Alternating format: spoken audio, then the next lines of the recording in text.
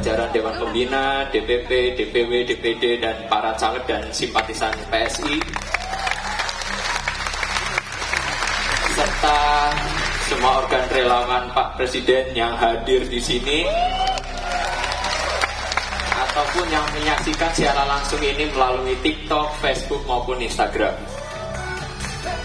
Dengan jelas, Ketua Umum PSI yang juga putra bungsu Presiden Joko Widodo menyebutkan organ relawan Presiden yang hadir dalam deklarasi dukungan PSI untuk baca pres Prabowo Subianto.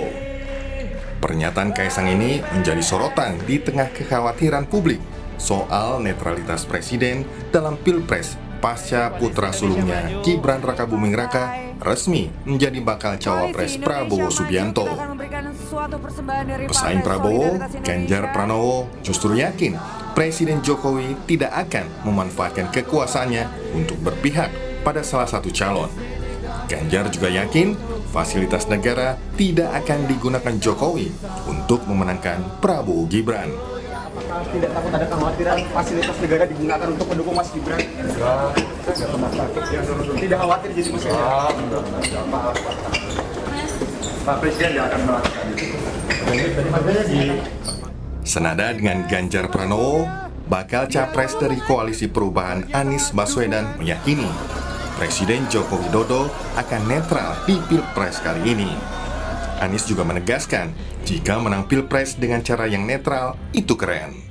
Kalau kami yakin Presiden akan bersikap netral, Presiden akan menjaga agar kewibawaan proses demokrasi kita tetap tinggi dan keren kan?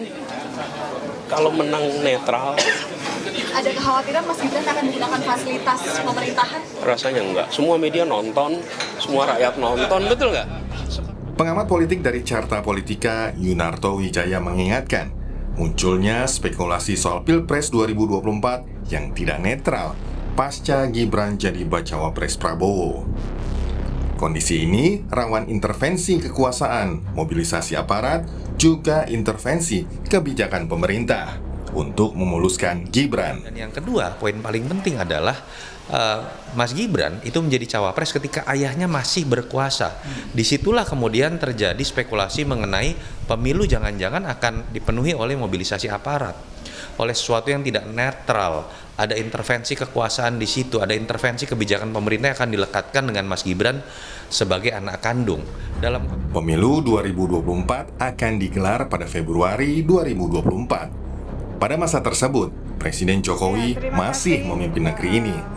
Harus ada komitmen bersama, tidak hanya dari Jokowi, tapi juga dari para calon yang bertarung untuk tidak menggunakan fasilitas negara serta melakukan intervensi kebijakan hanya demi memuluskan meraih kekuasaan.